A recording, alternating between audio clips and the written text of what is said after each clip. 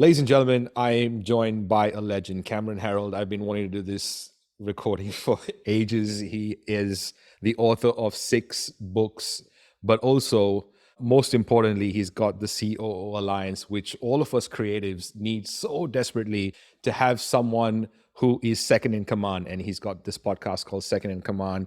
It's absolutely amazing and has been proven to have this entrepreneurial gene running in him through his accomplishments and entrepreneurial journey. Cameron, this is amazing. Thank you so much for making the time. And it has been amazing to get to know you over the last few months. Ronsley, thank you for having me. Appreciate it. And yeah, we had dinner together a few months ago back in Dubai, and great getting to know you a little bit more in person. Looking forward to becoming friends as we're both actually kind of setting up some of our businesses over in Dubai now too. So Absolutely. Absolutely. I mean, I've followed your work for such a long time. You are one of the few people that created such a big need in the market for people, the visionaries of the world who can, envision the idea and not necessarily carry through with it. And you have this amazing alliance that you've built. When did that come around and how did you get to the point where you're like, okay, this is a need, I'm going to follow it and I'm going to go after this and I'm going to make this my people? sure. It came around because I had been the second in command a couple of times for a couple of different companies. So I'd been in that seat as the COO or as a president of a company reporting into a CEO. And in doing that, I saw a different side of the business.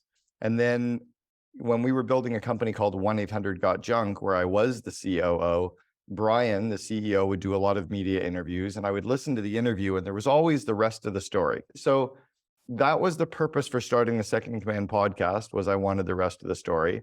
And the reason for starting the COO Alliance was I wanted to give that second in command a community and a mastermind and their tribe, because their people are very different from the CEOs. And CEOs have lots of groups. They can be an EO or YPO or Vistage. There's a million groups for entrepreneurs, but there was no community online or offline for that second in command. So that's why we started the COO Alliance as well.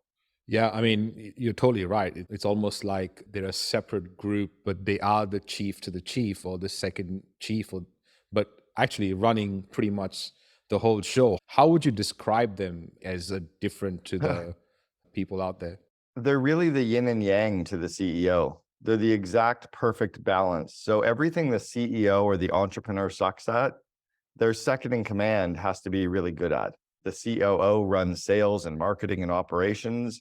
In other cases, they might run operations, finance, and IT. Sometimes the CEO runs. So it's really the balance. So that's the first part. Secondly, is the COO is really the execution to the CEO's vision. Mm. And Thomas Edison, the guy who invented the light bulb, Yep. said, vision without execution is hallucination. And entrepreneurs who have these great visions and great ideas need a second in command to help them make their visions come true. So that's the Yes. second part. And then third, I learned this from my sister. She said that the COO is the leash to her dragon, or the brakes to her gas, right? We slow the company down just a little bit to make sure that it's safe and not completely out of control. Yeah, I feel like the CEO lives head in the clouds, and we need someone to ground us to be able to execute the vision. Because also, do you find that CEOs are very optimistic versus COOs are very grounded and more realistic? Yeah, exactly. More realistic than pessimistic for sure. CEOs need to stay up in the clouds. Entrepreneurs need to stay as those visionaries. What we need to do as the COO is we need to climb up the mountain, get in sync with them, and then come back down the mountain and talk to all the people again. But Uh, don't drag the CEO back down the mountain. Let the CEO stay up at the 30,000 foot level. Let them focus on culture and strategy and networking and some of the rainmaking and any vision stuff. And hmm. then as the COO, you need to be able to figure out the plans and the people to make those visions come true. Yeah, so you have a few things going on. You obviously have the CEO Alliance. Would you be able to explain to us what your ecosystem looks like? You've got a whole bunch of books. You've just written your 6th book. Is that correct? Uh, Yeah, I just wrote my 6th book, which is called The Second in Command. And I called it that on purpose because sometimes the second in command is the COO. Other times it might be a president or a VP of operations or a general manager or a director of ops. The mastermind that we have, the COO Alliance, we have 2 components. One is the main online program that is 12 months of the year. Members meet for 3 hours online via Zoom. The smallest company we allow in is 5 million in revenue. The largest that we have right now is about $1.8 billion in revenue. I say the average size member is around 35 to 40 million is usually about the average size of our members. I'm merely the conduit. I bring them together and help them collaborate. I bring them together and help them share ideas and information and problems and help unstick each other's problems. The second component that we have is we run 2 in-person events every year in North America, one in usually on the West Coast in either Arizona or Vancouver. And then the second is held out at MIT in Boston at Endicott House, where the Entrepreneurs Organization runs their Entrepreneurial Masters program. And then this November or December, I'm going to be running our very first MENA location retreat, and we're going to be running a COO Alliance event in Dubai, a little smaller, probably about 20 or 24 members, but we're going to bring in some of the great second in commands from the Middle East and Europe, North Africa, and really kind of get that group to start masterminding as well. Lovely, lovely. How cool to have that kind of community where you build so much trust, where you're like, okay, yeah, let's try something new. And everyone's like, yep, I'm in. The tribe is alive and well. What does your days look like? I mean, you're traveling around the world doing some really cool stuff. And what is the reality of being an entrepreneur, creating things like you are? So I wrote a book years ago called Vivid Vision, which is a tool where the company, the CEO describes their company in its finished state 3 years from now. You describe every single aspect of your company, almost like you're walking around your business, describing it 3 years from today. Well, that vivid vision concept works equally well for a person, right? I have a 3 or 4 page vivid vision for me as a man 2 years from now, describing what I'm like as a father, a husband, a friend, a person, in a community.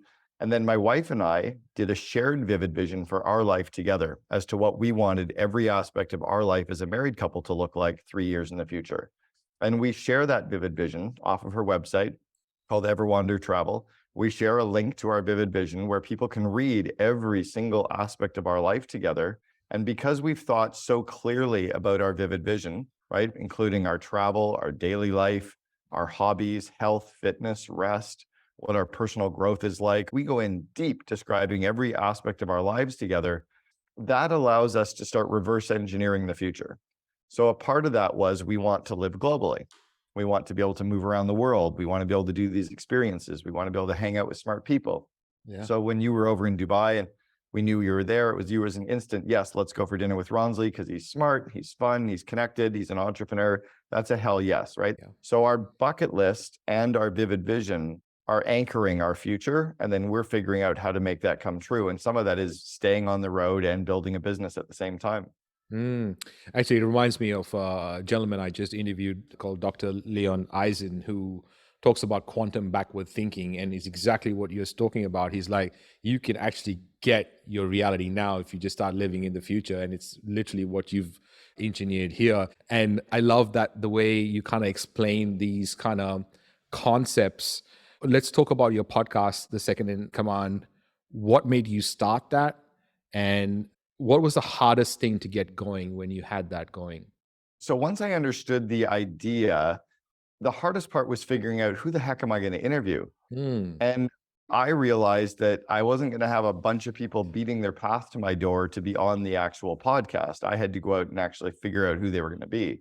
So it started with me pulling together a list of companies that I knew the CEO, where I could reach out to the CEO and say, hey, would you like to be a guest on the podcast? Now, the COO Alliance at the time was about a year old. So we also reached out to some of our early COO Alliance members, some of the best ones there, and we started to interview those as well. And we got lucky. Like I think our first or second guest was the COO of Shopify, Harley Finkelstein, professional baseball teams and Asana and Active Campaign. Like we've had some really, really good companies. We've had their second commands on as guests. But in the early days, it was calling in every favor I could to get the first 10. Then I went out and found a guy who was kind of like a full commission salesperson, and I paid him $500 for every podcast guest he could find me who was running a company between 50 and 500 million in revenue. He came back with 5 or 6, and I said, okay, we're good, we're done. We reached out to some PR firms in the Bay Area, and I said, hey, I want to get some technology companies on my podcast. I know that you fund a lot of technology, or you do PR for a lot of technology companies. Why don't you get some of your companies that you're funding who are cool brands in this space to be on? And they all did it.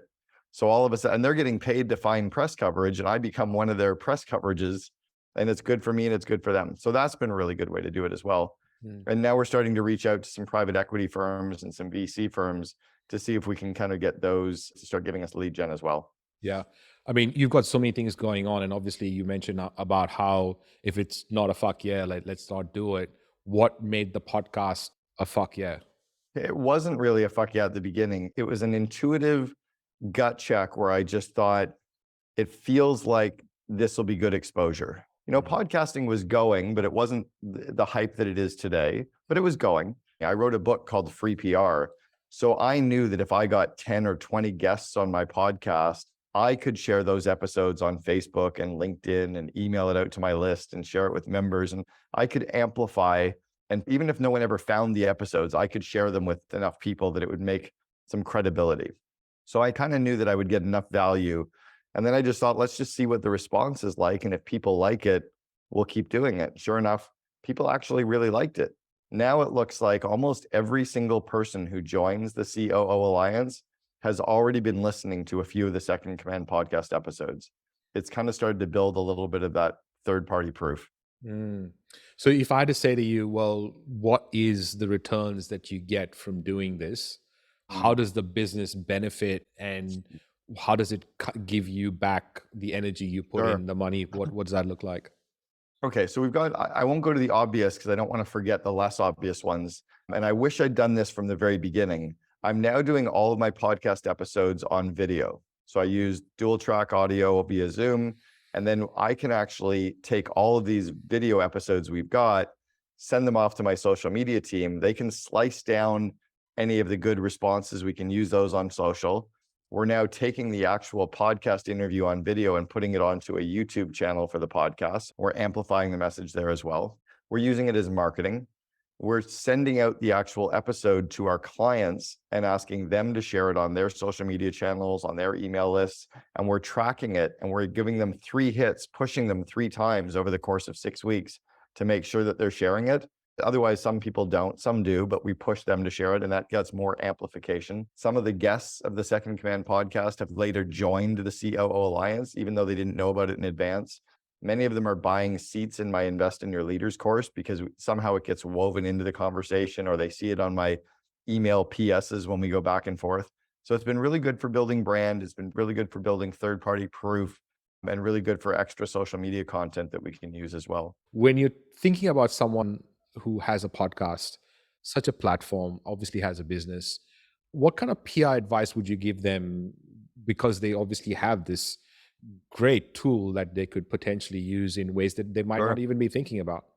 Yeah. So the way that the press is going to grow your business, the way press coverage of any kind, whether it's a blog or a podcast that you're a guest on, or a magazine or a newspaper, or a TV show or a radio show, whatever it is, any coverage that you get for your business, a bunch of people will see it, a bunch of people will hear it, a bunch of people will read it, and then it stops.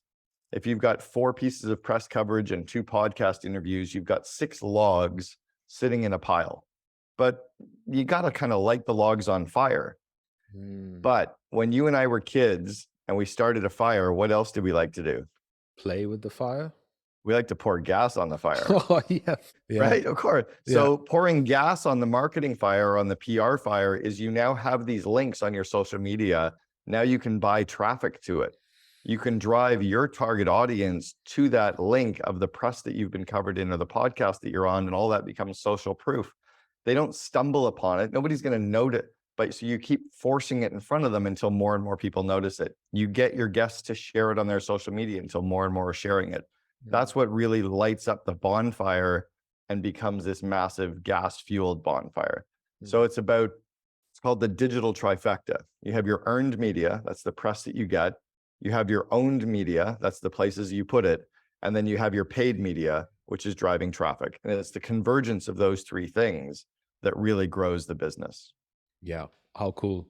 You've written books on a variety of different things. And I also have to say, my first business was a massive disaster with 478 grand of debt. And I was in this massive hole. And the book I came across was Miracle Morning. And I have to say that easily, it is the biggest capstone that changed the trajectory of my life. And never got a chance to ask you this, even though we've caught up a few times. What does your miracle morning look like?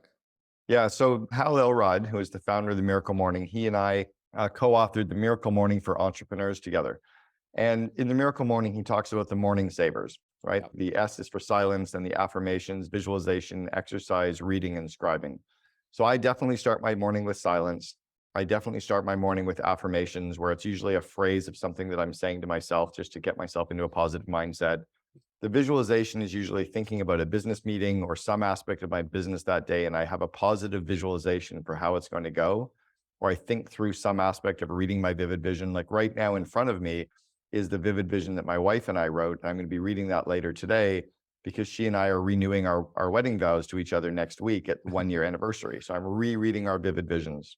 Exercise for me is tough in the morning. I like doing exercise later in the day because it breaks up my work day from my evening. It's often getting up in the morning and going for a nice long walk. Then reading is usually either for me listening to a book that we're listening to. I don't use reading as podcasts, and I don't force myself to read with my eyes. I just find that for me, with my really bad ADD or with the ability to devour content, I like listening to audiobooks. So I do count that as my reading. Mhm. And then scribing is usually the 5-minute journal where you write down areas of gratitude, what would make today good, what could have made today or yesterday better. So it's doing those kinds of things helps the miracle morning to happen because I'm setting myself up for a good sleep. Yeah. Yeah. I love it. Let's get back into the podcast and just want to talk about the call to action that you have on it, or call to engagement. So, what do you do to get someone to the next step? Like if they've listened to your podcast a few times, do you have the call to actions on your podcast? What does that look like and how do you structure them? We do. We have pre-roll and mid-roll ads that are my ads. One is about the COO Alliance. One is about the Invest in Your Leaders course. We're also emailing every episode to our entire 50,000 person email list. So every week they're getting the new podcast episode. Once a month, we're sending a text message out to our entire text message list with whatever the best episode of the past month has been. We're also amplifying and sharing all the episodes on social media and trying to push it out on social media so that people go to the YouTube channel as well. So it's a combination of a few things. We just also know that by having it in our PSs, by making sure that we mention it lots, by making sure that we're sharing it with our email list, we kind of oddgy shucks our way into it by just making sure there's good exposure. And then I'm also running some remarketing ads with Google Remarketing and AdRoll for not very much money, like $200 a month. Anybody who's ever been to my website is seeing ads served in front of them about the Second in Command podcast. And I only pay if they click on the ad. Yeah. Most people never click on the ad, but they're getting all that branding and they're seeing the Second in Command podcast ads follow them around the internet. That's been very helpful for us as well. Yeah, that's so cool. What's your before and after recording ritual like personally? What do you do? What does your team do before the Yeah. recording starts? And what do you do? And what does your team do after the recording finishes? Yeah, I'll give you, and one of them is a really good new twist. So I used to have a bio from the guest, and at the beginning I would read the bio and then start the episode, and then we'd finish the episode and I'd say, thanks very much. And I'd send the files off to the team. Now what we do, we still use Zoom. We use dual track audio output. So we have 2 files so we can equalize one if we need to, or clean up one if we need to more than the other. At the end of the episode, and I upload to the cloud. So I upload to my desktop so it doesn't hurt any of the bandwidth. When it's done, I then copy that into Dropbox as a link for the interview. And during the interview, I scribble down as I'm talking to the person 7 or 8 things that they mentioned that are going to be really good. And that's going to be the intro that I'm going to weave. So then what I do is after I've interviewed them, 5 minutes later, I read an introduction that I write. And it sounds more like their Tinder profile because I've just interviewed them. I'm excited. I got some cool shit. I take these 7 points. And now then I go back up to the beginning and I say in Chat GPT, please write a podcast interview introduction for Harley Finkelstein from Shopify using these 5 points. And it comes back and it's pretty good. So Yeah. then what I do is I just read, and then I say weave in some neurolinguistic programming and make it funny and make it punchy. And you ask it a couple little prompts and you get this really good, tight, and I just read that. And it has all my 7 notes in it, but it's written like a really good interview. And I send over that file to my team, and then they do all the post-production and the distribution and everything else from there. Well, it's good that you brought that up because I actually made a video last week and used you as an example because I knew I was interviewing you this week and how that develops some really cool questions. And let's talk about how you're using AI. What's the procedure like? Like, what are you getting into? What are you seeing? I used to prep for the interview and come into the interview with a list of questions. And I just start saying, tell me your journey. As we're going, I pay attention and I write down information. And for 45 minutes, I stay interested in them. And the interview just weaves very organically. And I find it for me a lot better than asking a question and feeling I need to go off to ask this other question that's totally unrelated to what we were just talking about. Versus, I could ask you right now about this new software that you've developed, and then how does that flow work, and what kind of questions do you come out with? And but if that wasn't on my list of questions, I feel compelled to ask my stupid questions. So I don't know, that works for me. No, 100%. And I feel what happens once you have enough of these under your belt and you have enough reps in the can is you can prepare, or even if you prepare and you have these questions and you read the bio, you can come to the interview fully present and just be in flow, and whatever comes out Right. amazingly well. You know what has worked really well for me in getting the guests to share the episode?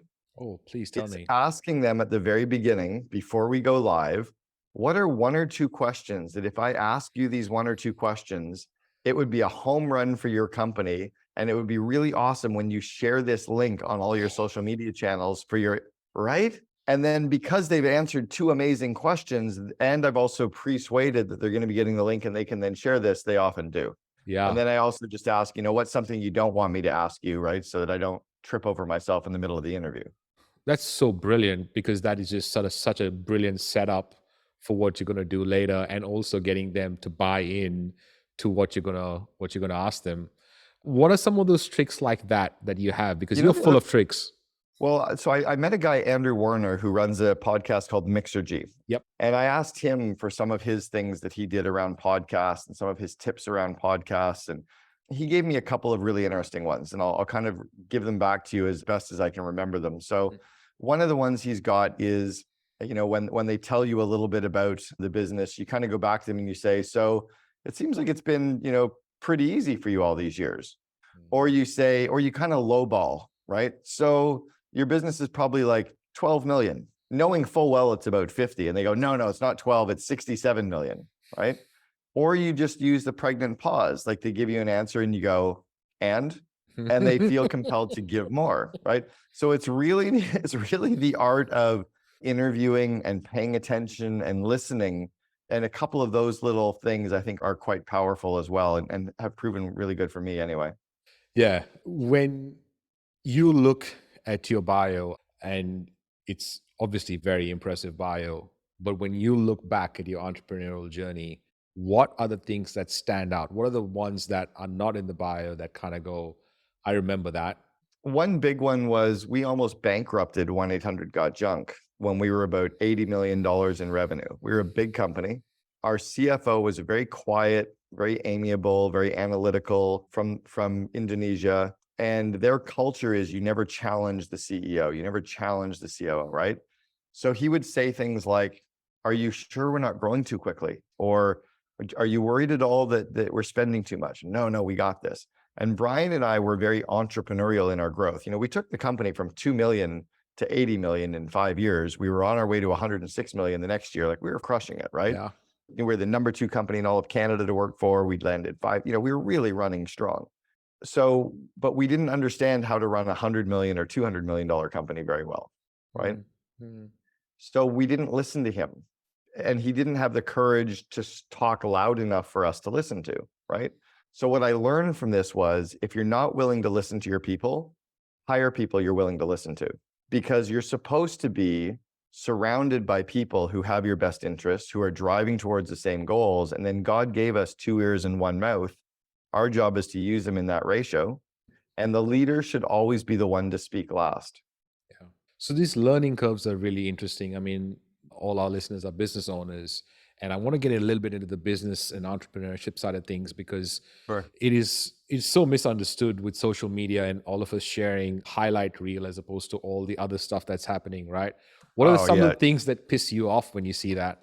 Well, it doesn't so much piss me off as it makes me very uncomfortable for the 97% of people that are going to try to run their own business that have no business running their own business. Mm, So most people should be more entrepreneurial. Most people should run their lives more like a business and stay within their budget and look for opportunities and maybe have some side hustle freelance gigs. But most people should not be out there trying to build a brand and trying to build budgets and hire people and build teams and run production and operations and sales because they don't have the skills, of course. nor do they have the entrepreneurial DNA. I think most entrepreneurs are bipolar. Mm, Most entrepreneurs have attention deficit disorder. Most entrepreneurs are possibly even a little bit narcissistic. Those are typically negative traits in the school system, but those are the traits that make entrepreneurs successful. The ADD, right, attention deficit, is not a disorder. I have 17 of the 18 signs of attention deficit disorder. My ex-wife said if I was paying attention during the testing, it would have been 18 for 18. So the ADD allows me to see everything, right? I see what's happening with the customer, the market, the suppliers. I see what's happening with the model, with our trends. I see the little mistakes on the website. I notice the spaces between things. But if I was so focused, I'd miss all the other stuff in my business. So I think you need ADD to be an entrepreneur. That crazy high frenetic energy is why people will quit their jobs to come and work for us. It's why they'll invest. It's why they'll have us a guest on the podcast. It's why they'll write stories about us. It's why they'll ask us to speak. It's because they love that energy and the enthusiasm. The stress and depression is simply us depleting all of that and not having good habits in place to balance ourselves out. And yes, some people are bipolar or on the spectrum for bipolar and they're normal humans. But when you're an entrepreneur, it's magnified because I'm now telling somebody to quit their job and come and work for me. And I'm not even sure how to meet payroll next week. I'm now borrowing a bunch of money from the bank that I hope I can pay back. I think I can pay back. I probably haven't even told my spouse I've signed personally for this line yet. Maybe I haven't paid myself a paycheck for 4 months and I'm paying all my employees. And then the third one is narcissism, right? Where you believe you're right. You're so sure you're right. That's because you're going to get told 67 times today that you're wrong. You need to be so sure and so driven and so focused that you're going to keep pushing. mm. So unless you have those DNA traits and the skills, sales, marketing, operation, time management, people, project, etc., I don't think you should be running your own business at all. Yeah. Yeah, I believe that the biggest jump anyone can make is from a solopreneur to become an entrepreneur, where you have to start dealing with people, where operations come into play and culture comes into play and all these other things come into play, which a lot of us are not trained to do at all. And I wonder what it is for you, like when you're looking at people starting businesses right now, and what are the things we got to pay attention to that maybe we can get a good product market fit, or maybe we can. Well, Yeah. no, let me give every solopreneur probably the biggest tip that they'll benefit from. Most of them don't understand the accounting math of running a business yet. We don't understand the P&L of revenue minus cost of goods sold equals gross margin minus overhead equals net profit minus your taxes equals what you got left, right? So most solopreneurs, let's say they were making $150,000 a year at their old job and they're going to quit and become a freelancer, you were getting paid $75 an hour.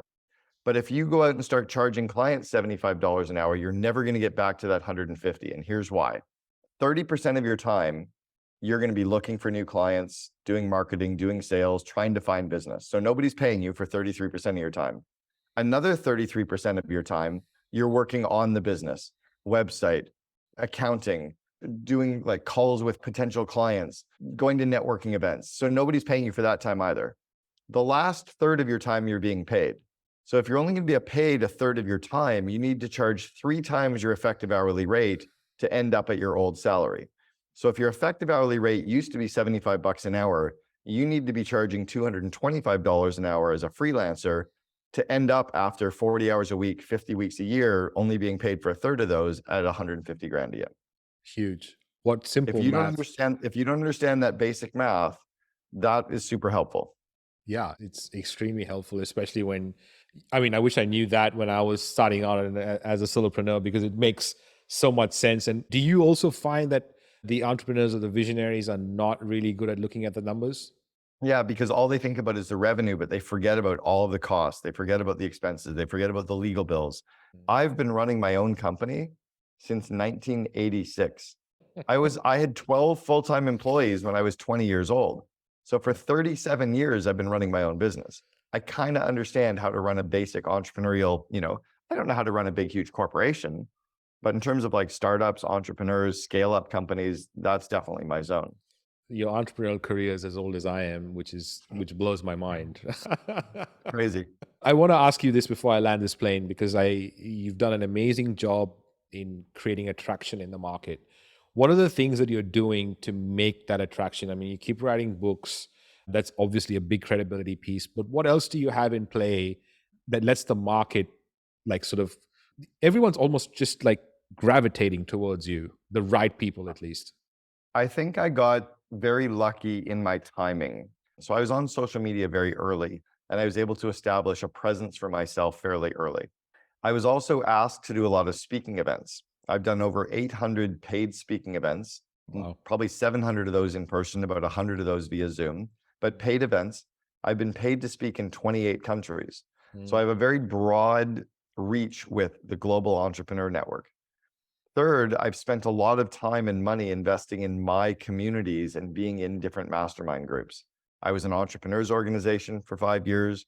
I'm going to my fourth baby bathwater event. I was a Genius Network member for 7 years, strategic coach member for 7 years, 5 mastermind talks events. I've been to 17 Vistage events. I've spoken to YPO and EO in 27 countries. I've been in lots of these mastermind communities. So my network of entrepreneurs is very strong there as well.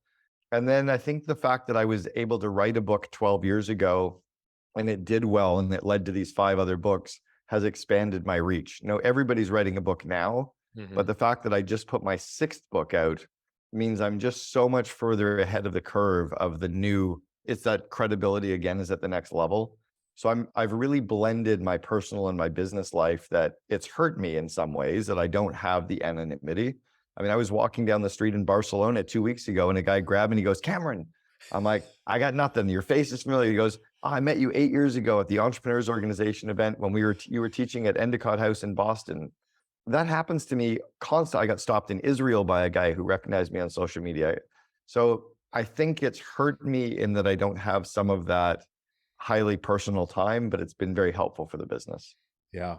Yeah. Well, how cool. I just appreciate everything you do because I've picked up so much from your books. I've, picked up so much from your wisdom. And I just thank you for making the time to even do this because I know how much you would say no if it was not a fuck yes. So thank you, Cameron, for coming on the show.